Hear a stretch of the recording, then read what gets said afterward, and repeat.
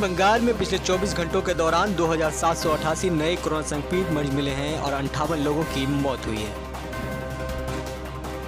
गंभीर कोविड-19 का संक्रमण आपके दिमाग को नुकसान पहुंचा सकता है और इससे कई तरह की बीमारियां भी हो सकती हैं, जिसमें स्ट्रोक और डिमेंशिया जैसी बीमारी के लक्षण भी सामने आ सकते हैं।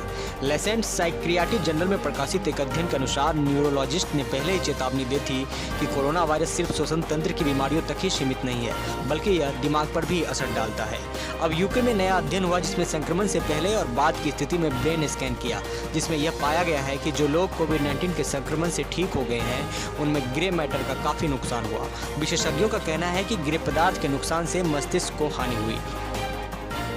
देश के हेल्थ केयर वर्कर्स पर की गई एक स्टडी में कोरोना संक्रमण के शिकार होने के बाद मरीज की स्थिति को लेकर कई अहम जानकारियां सामने आई है। इस स्टडी से पता चलता है कि कोरोना के टीके की वजह से भारत में हजारों जानें बची हैं। दरअसल हेल्थ केयर वर्कर्स सबसे ज्यादा खतरे वाली जगहों पर काम करते हैं, जहां उन्हें सीधे सीधे संक्रमण का खतरा बना रहता है। ऐसे में टीकाकरण करवा चुके हेल्थ केयर वर्कर्स पर की गई स्टडी के आंकड़े राहत देने वाले हैं। बंगाल विधानसभा चुनाव के दौरान नंदीग्राम में पराजय को लेकर धांधली का आरोप लगाते हुए सीएम ममता बनर्जी ने कलकत्ता हाईकोर्ट में याचिका दायर की थी, लेकिन आज याचिका पर सुनवाई नहीं हो सकी। अब टीएमसी नेताओं ने न्यायाधीश कौशिक चंद्र के संपर्क बीजेपी के साथ रहने का आरोप लगाते हुए उनकी अदालत से मामले को स्थानांतरित करने की मांग की है। इस बाबत ममता बनर्जी के वकील ने कार्यवाहक मुख्य न्यायाधीश को पत्र दिया है। बता दें कि नंदीग्राम में पराजय को लेकर ममता बनर्जी ने हाईकोर्ट में मामला दायर किया है। आज इस याचिका पर सुनवाई होनी थी, लेकिन आज सुनवाई नहीं हुई।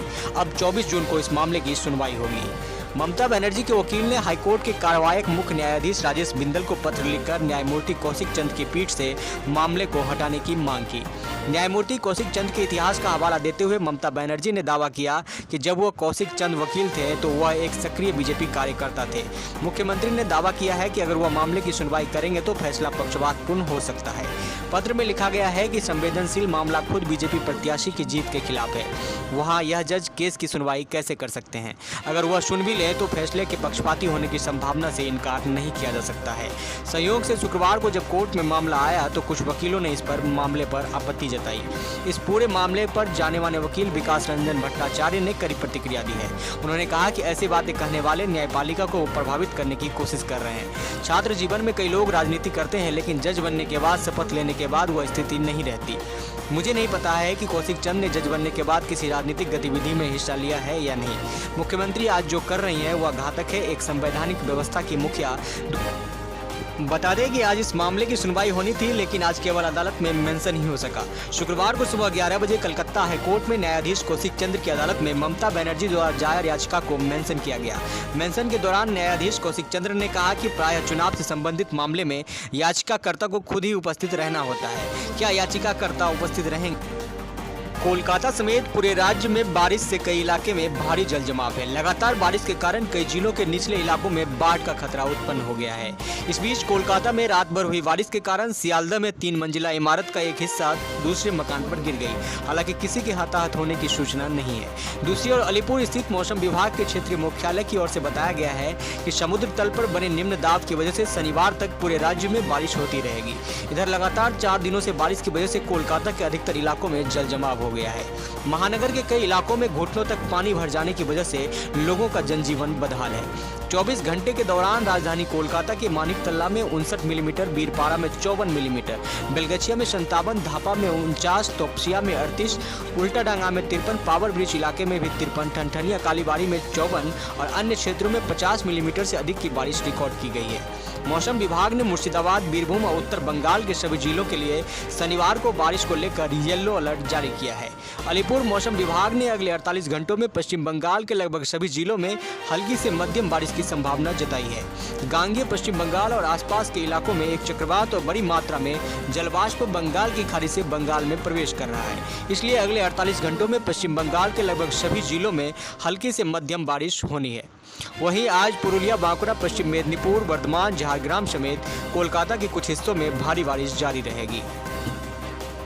पश्चिम बंगाल में भारतीय जनता पार्टी के अंदर घमासान जारी है। इस बीच बीजेपी के बंगाल प्रभारी कैलाश विजयवर्गीय का विरोध शुरू हो गया है। कल रात कोलकाता में बीजेपी पार्टी मुख्यालय के सामने go back TMC setting master के पोस्टर लगाए गए थे। अभी तक किसी भी समूह ने इस पोस्टरों की जिम्मेदारी नहीं ली है। इन पोस्टरों को हटा दिया गया है। गुरुवार को कोलकाता में बीजेपी केंद्रीय नेता शिव प्रकाश की अगुवाई में पार्टी के प्रदेश पदाधिकारियों की बैठक हुई थी। इस बैठक से कैलाश विजयवर्गीय नदारद थे। सूत्रों ने बताया कि पार्टी के भीतर कई लोगों ने कैलाश विजयवर्गीय के खिलाफ अपना गुस्सा जाहिर किया।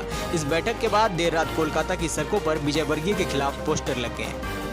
बताया जा रहा है कि मुकुल राय के तृणमूल कांग्रेस में वापसी के बाद बीजेपी के कई नेताओं ने कैलाश विजयवर्गीय की भूमिका पर नाराजगी जताई थी। इन सब के बीच कैलाश विजयवर्गीय के द्वारा बीजेपी की बैठक में शामिल न होना और कोलकाता की सड़कों पर विजयवर्गीय गो बैक के पोस्टर से कई संदेश सामने आ रहे हैं।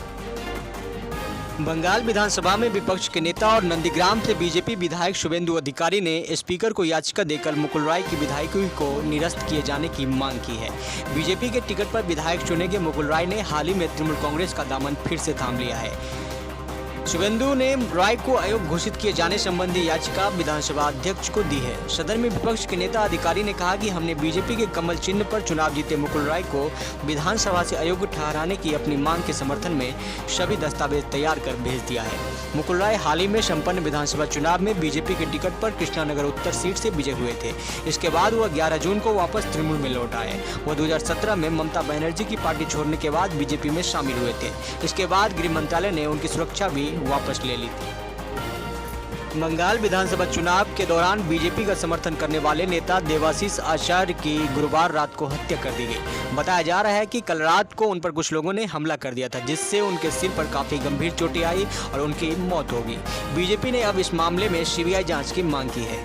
गौरतलब है कि देवाशीष आचार्य सबसे पहले 2015 में उस दौरान सुर्खियों में छाए थे जब उन्होंने एक राजनीतिक कार्यक्रम में अभिषेक बनर्जी को भरी जनसभा में थप्पड़ जड़ दिया था। इस घटना के बाद अभिषेक बनर्जी की तरफ से कहा गया था कि उन्होंने इस घटना के लिए देवाशीष को माफ कर दिया था। 2015 में वायरल एक वीडियो में साफ तौर पर देखा गया था कि थप्पड़ मारने के बाद देवाशीष को स्टेज पर मौजूद कुछ लोगों ने बुरी तरह से पीटा था। अब गुरुवार को उन पर हमले और उससे उनकी मौत ने इस मामले को एक बार फिर से गर्मा दिया।